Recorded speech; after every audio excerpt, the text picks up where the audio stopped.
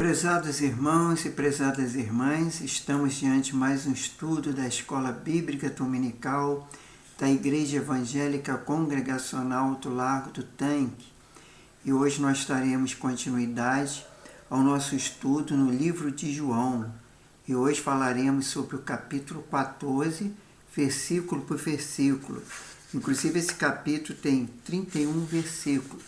Então nós vamos estudar a palavra de Deus para nós termos melhor compreensão da palavra. Mas antes de darmos início mais esse estudo, vamos dirigir a Deus em oração, pedindo a sua bênção para este momento. Senhor Deus e Pai, muito obrigado, Senhor, por mais um dia. Obrigado pela tua graça, tua misericórdia, teu amor, teu perdão. Obrigado porque o Senhor tem nos abençoado a cada dia, tem nos fortalecido, tem nos libertado, salvado, curado. Por isso nós somos gratos a Ti, Pai. Continue nos abençoando, abençoe nesse momento todos aqueles que vão assistir a live, que eles possam ser abençoados ricamente, seus familiares, seus parentes, e que, Senhor, possa cada dia mais, Senhor, nós nos compreendermos a Tua palavra. Por isso pedimos a ajuda do Teu Santo Espírito, para que faça-nos compreender tudo aquilo que Tu queres que nós aprendemos, para a nossa edificação. Isso é o que eu te peço, já te agradeço, em nome do Senhor Jesus. Amém. Então, irmãos, vamos dar início ao livro de João 14, que fala, sobre Jesus promete voltar. E ele fala ali no versículo 1, depois de anunciar a traição de Judas, já que nós lemos lá no João 13, 21, sua partida iminente, já lá em João 13, 33, e a negação de Pedro, em João 13, 38. Jesus diz aos seus discípulos para não ficarem turbados, mas para confiarem nele. Quando ele diz, crede em Deus e crede também em mim. A solução simples, porém profunda, é para todos os problemas simplesmente crer. É simplesmente crer. Nós fazemos o que fazemos, porque cremos no que cremos. Nossos atos não passam de um produto das nossas mais fortes convicções. No entanto, a questão principal aqui é que nós cremos, a qual o objetivo da nossa fé. Pensar de forma correta é a base de uma atitude correta. E nós começamos a pensar na forma correta, quando pensamos em Deus. Assim, todo o capítulo 14 do Evangelho de João, vemos Jesus, o Mestre Eterno, falando a nós acerca de Deus.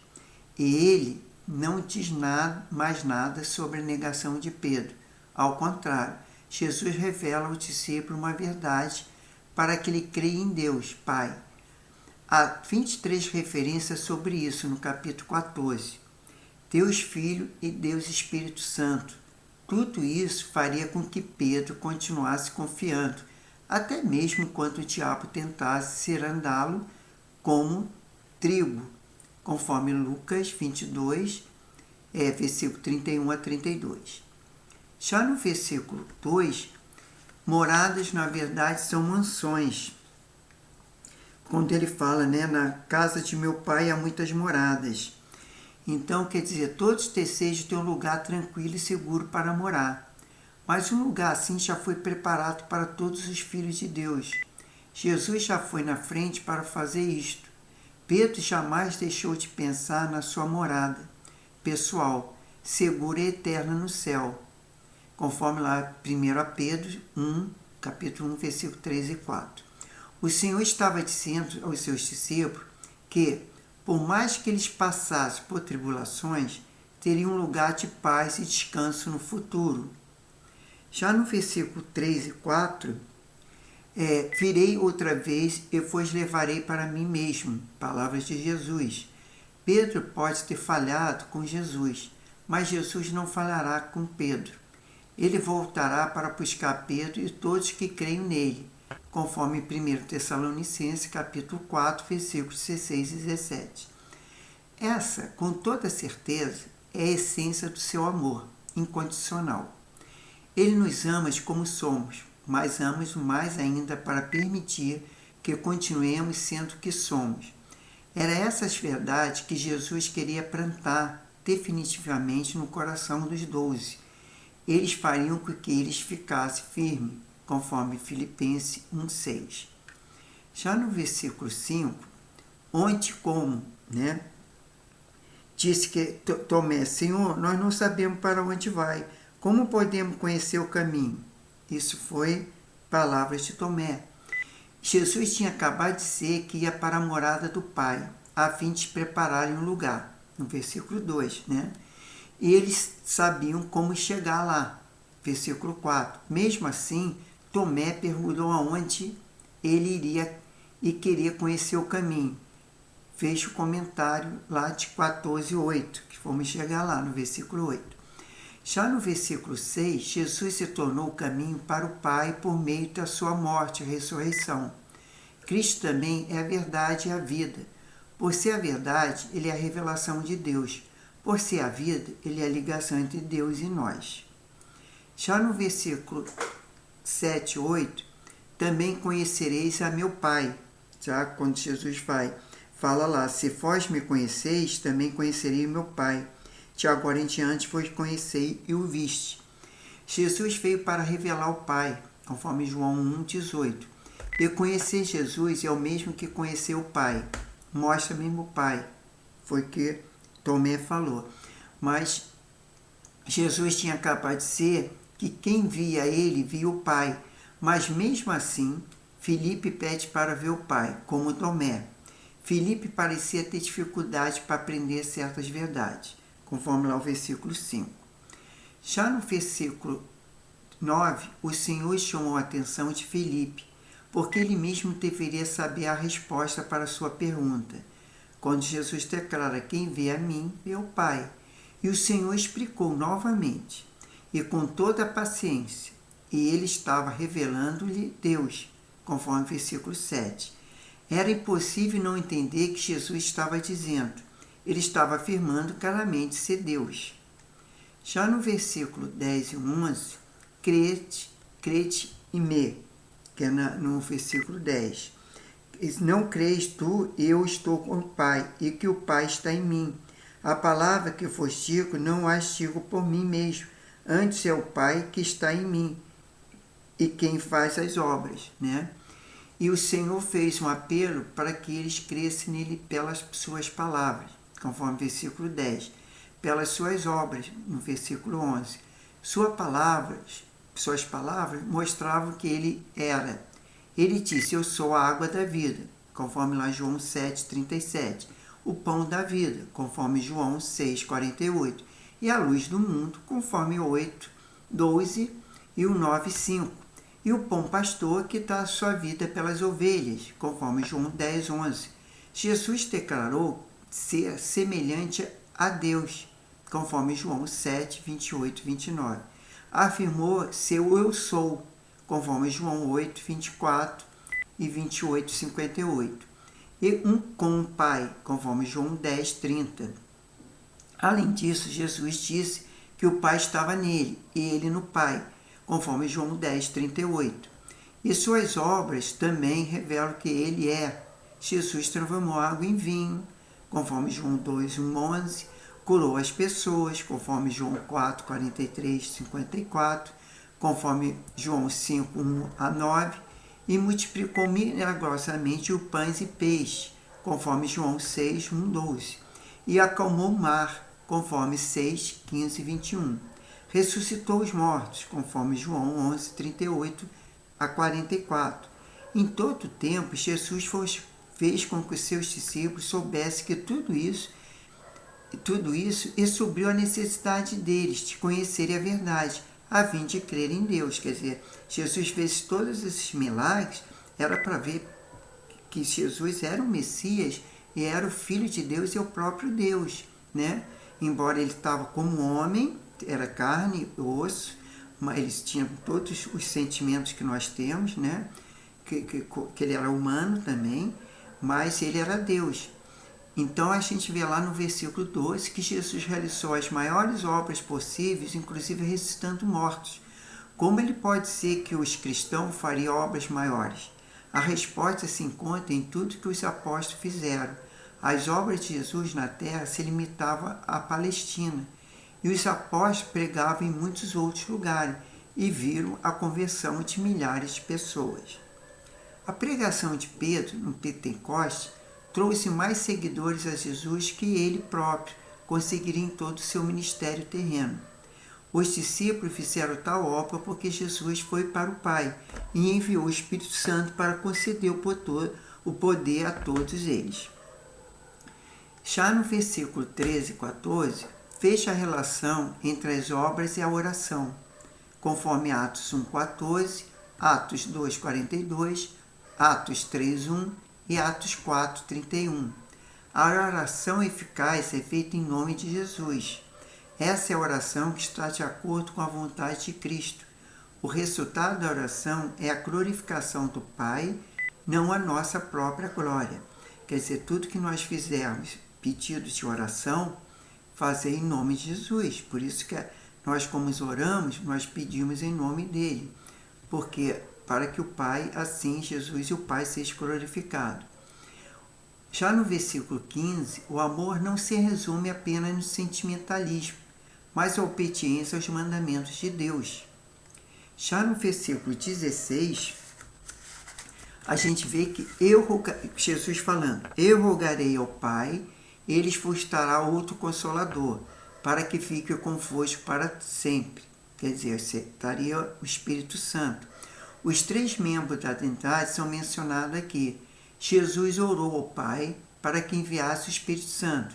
Por isso que eu digo, o Consolador é o Espírito Santo. Quer dizer, eu, Jesus, rogarei ao Pai, que é o Deus Pai, e vos dará outro Consolador, para que fique convosco para sempre. Quer dizer, todos aqueles que aceitam Jesus no seu coração têm o Espírito Santo. E ele é o nosso Consolador. É ele que nos ajuda, né, em todas as nossas necessidades da vida. Já no versículo 16 e 17, por exemplo, o versículo 16 e 17 possui 3 preposições que descrevem a relação entre o Espírito Santo e o cristão. O Espírito Santo está com os cristãos para ter comunhão com eles, conforme o versículo 16. Para permanecer junto a eles, para defendê-los, conforme 17, e estará neles como uma fonte de poder, conforme o versículo 17, em Atos 2, 1 a 4. O Espírito Santo é chamado de o Espírito da Verdade, conforme João 15, 16, João 16, 13 e 1 João 4, 6. Porque ele é a verdade e guia-nos de toda a verdade. 1 Coríntios 2, 13, 2 Pedro 1, 21. A expressão porque não vê nem o conhece. Palavras de Jesus. Porque não vê e nem o conhece. Não significa que o mundo não pode identificá-lo de modo visual, o Espírito Santo, tendo-se em vista ser ele o Espírito.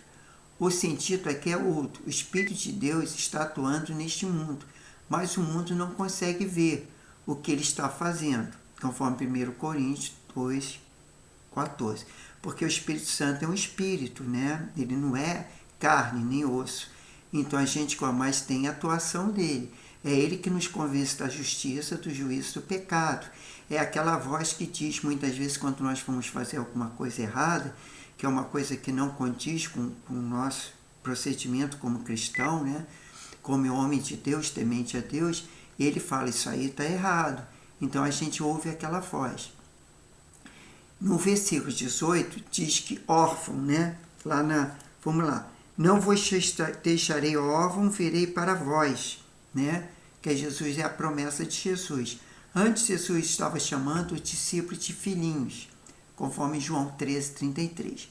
Aqui ele diz que não o deixaria órfãos, mas que voltaria para eles. Alguns propõem 3 interpretações para o tempo que cumpriria o que Jesus disse. Primeiro, depois da ressurreição.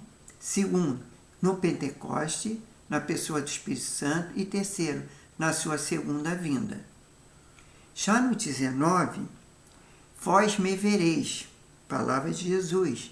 Jesus voltaria para os discípulos, mas não da mesma maneira. como ele estava vendo naquele momento. O mundo viu Jesus somente em carne, mas os discípulos o veriam no sentido espiritual. Já no 20 e 21, esses dois versículos são a conclusão da resposta de Jesus à solicitação de Filipe. Mostra-nos o Pai, conforme o versículo 8. Quando um cristão obedece aos mandamentos de Jesus, com amor ele tem uma experiência íntima com o Senhor e passa a conhecê-lo mais. Já no versículo 22, os discípulos esperavam que o Messias se revelasse publicamente e livrasse Israel de Roma e do sacerdócio corrupto que havia no templo. Jesus diz que os discípulos o veriam, mas o mundo não. Judas, conforme o versículo 19, Judas, não o Iscariote, perguntou como isso ia acontecer. Já no versículo 14 e 23, Jesus diz: se alguém me ama, guardará as minhas palavras. Ao responder à pergunta de Judas, no versículo 22, Jesus explica que se manifestaria aos discípulos em resposta ao seu amor e sua obediência. Faremos nele morada. Se um cristão ama e obedece ao Senhor, ele terá comunhão com Deus. Já no versículo 24, Jesus diz: quem não me ama, não guarda as minhas palavras. Se alguém não ama Cristo, não lhe obedece. A desobediência é algo muito sério, pois a palavra de Jesus são as palavras de Deus. Quer dizer, quando a gente não aceita as palavras de Jesus, a gente não aceita a palavra de Deus. E Deus tem a palavra da verdade, né? Tudo que Deus fala é verdadeiro. Já no versículo 25 e 26, Jesus diz: tenho-vos dito isso estando convosco. Jesus disse isso aos discípulos enquanto estava com ele. Quando o Espírito Santo viesse, ele o faria lembrar de tudo quanto Jesus dissera, assim como lhe ensinaria todas as coisas. 1 Coríntios 2,13. Essa promessa se cumpriu na vida dos apóstolos, como é descrito no Novo Testamento. Mateus e João descrevem a palavra de Jesus. Pedro descreveu sobre o Evangelho em suas duas epístolas e provavelmente contou a Marcos algumas de suas memórias sobre Jesus. Já no versículo 27, Jesus fala sobre a paz. Deixo-vos a paz. Os judeus costumavam despedir dizendo Shalom, que significa paz. O Senhor logo iria partir, então adicionou algo mais que esse adeus, a minha paz. O pronome possessivo minha é enfático. Essa é um cumprimento comum. É a forma especial de Jesus nos conceder sua paz. A paz que Jesus dará a todo medo e toda aflição no coração, pois ele está no controle de tudo. Glória a Deus por isso, né? E Jesus fala: o Pai é o maior do que eu. Não significa que Jesus é menor do que Deus. O adjetivo maior indica uma posição diferente, já que o Filho é humilde e submisso, submeteu-se à autoridade do Pai, conforme 1 Coríntios 11, 3 e 1 Coríntios 15, 28. Aqui no 28 diz assim, né? Ouviste eu que vos disse, vou e voltarei para vós. Se me amastes, alegrai-me-vos, porque eu vou para o Pai, pois o Pai é maior que eu. Né? Quando ele diz que o Pai é maior que ele. E no versículo 29 a 31, nada tem em mim. Alude à ausência de pecado de Jesus. E o que Jesus disse que iria acontecer não significa que Satanás tinha poder sobre ele. Jesus logo se entregaria voluntariamente para morrer na cruz por amor e obediência ao Pai, conforme o versículo 31. Isso quer dizer o seguinte, que Jesus, quando veio ao mundo, ele já veio com o objetivo, vamos dizer assim, com uma ordenança do Pai, para que ele morresse pelos nossos pecados. Foi o que aconteceu. Se Jesus não morresse, tá? Vamos dizer que se os anjos salvasse ele, ou Jesus, por ser Deus, ele não morreria naquela cruz, não passasse por toda aquela humilhação, vergonha e a morte de cruz, nós não teríamos como ser salvo. Nós não teríamos como os nossos pecados ser perdoados. Porque foi o sangue derramado na cruz é que nos purifica de todo pecado. Porque anteriormente, antes de Jesus vir ao mundo, era a apropriação pelo pecado, justamente era matar um animal perfeito. Era aquele animal que os fazendeiros na época, porque praticamente todos aqueles viventes na época, eles tinham os animais. Era um meio de ganhar, né, a subsistência da vida e tal. Então eles tinham que oferecer. Muitos que não tivesse animal, teria que estar a questão do cereal, né, como questão para a apropriação pelos pecados, né, para o perdão dos pecados. Mas Deus não estava mais satisfeito com tanto matando, até porque o homem começou a pecar muito, né? A população foi aumentando e havia muito. Então Jesus resolveu enviar, mas isso já era um propósito de Deus, porque a gente vê lá em Gênesis que quando Adão e Eva desobedeceram e pecaram, o que aconteceu? O Adão e Eva sentiram que estavam nus e se esconderam de Deus. Então Jesus providenciou vestimenta para eles. E aquelas peles de ovelha, né, de carneiro, que foi propiciada ali para eles, né, eles tiveram que um animal ser morto. Entendeu? Então o que acontece? Jesus veio para morrer, ele deu voluntariamente, em obediência ao Pai, fez como sacrifício pelos nossos pecados, morreu na cruz, levou toda a nossa enfermidade, levou todos os nossos pecados. Aí alguém fala assim, mas como se ele levou toda a nossa enfermidade e nós ainda ficamos doentes? Sim, mas olha só, quando nós ficamos doentes, não sempre a doença é em decorrência do pecado, mas para se manifestar a glória de Deus, como os discípulos interrogaram Jesus quando disseram que aquele cego, se o cego ele havia ter pecado por ter nascido cego, ou foi os seus pais que pecaram. Mas Jesus respondeu que nem ele nem os seus pais pecaram, mas foi para se manifestar a glória de Deus. Então o que acontece? Hoje, quando nós cremos em Jesus e pedimos perdão pelos nossos pecados e temos fé que Jesus pode curar, ele vai curar. Porque ele, como se disse, ele levou nossas enfermidades, mas para que nós crêssemos que ele levou e que nós somos sarados.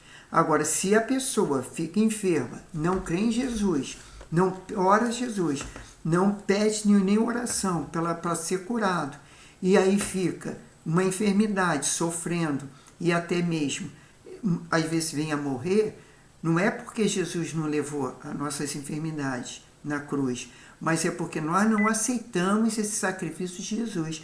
Porque quando nós aceitamos esse sacrifício dele, nós cremos, temos fé e nós somos perdoados.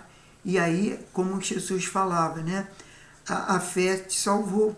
Quantas pessoas foram curadas? Jesus falou, a fé, porque o maior, vamos dizer, êxito que a gente tem aqui na Terra é a vida eterna. Porque mais cedo ou mais tarde, todos nós vamos morrer, a não ser que Jesus volte antes.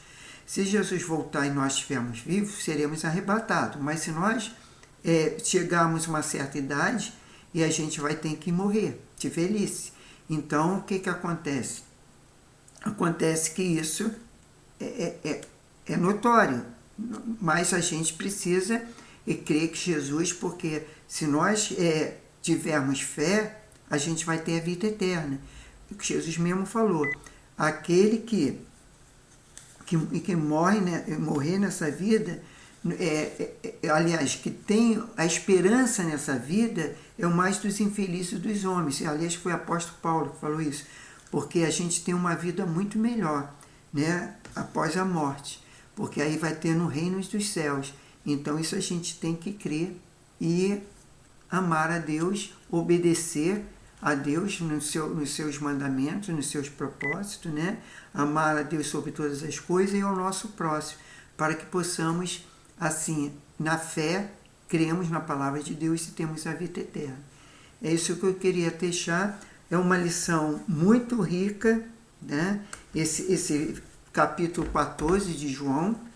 Nós, a próxima semana, já vamos falar sobre o capítulo 15, que fala sobre a videira e os ramos, né?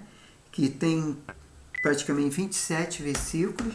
E eu peço aos irmãos e às irmãs que leiam durante a semana esse capítulo 15, né? Todo, os versículos, para que possamos aí abordar esse estudo e compreendermos melhor. E sempre pedindo ao Espírito Santo para nos orientar e fazer-nos compreender a palavra de Deus, para assim nós sermos certificados cada dia mais pela palavra. Então, irmão, muito obrigado por mais uma vez. Vamos orar encerrando esse estudo até nós estarmos reunidos no próximo encontro. Senhor Deus Pai, muito obrigado pela Tua palavra, obrigado pela vida dos Teus Pai, Teus Filhos, Teus Espírito Santo. Nós te louvamos, Senhor, te agradecemos pelo sacrifício, Senhor, na cruz. Te louvamos porque o Senhor é Deus, é poderoso e pode fazer infinitamente mais tudo que pedimos ou pensamos. Ter um domingo abençoado, ter uma semana próspera, abençoada. Abençoe cada família, cada lar, livre-os das enfermidades. Que possamos crer, Senhor, que pela fé somos sarados, nós somos curados, nós somos revigorados a cada dia. É que o Senhor que nos abençoa, que nos guarda, que livra de todo o mal, desse mundo violento, de tantas coisas ruins que acontecem. Mas o Senhor está sob o controle de todas as coisas. E o Senhor abençoa todos aqueles, Senhor, que te buscam, que te peçam, que pede a ti. E o Senhor fala pela tua palavra, dar-se voar a todos aqueles que pedem e bate e é alcançado pela tua graça. Senhor, abençoe cada um de nós, seja conosco até a nossa próxima reunião estarmos aqui. É que nós te pedimos e te agradecemos, em nome do Senhor Jesus. Amém. E graças a Deus e Shalom. Que Deus abençoe a todos.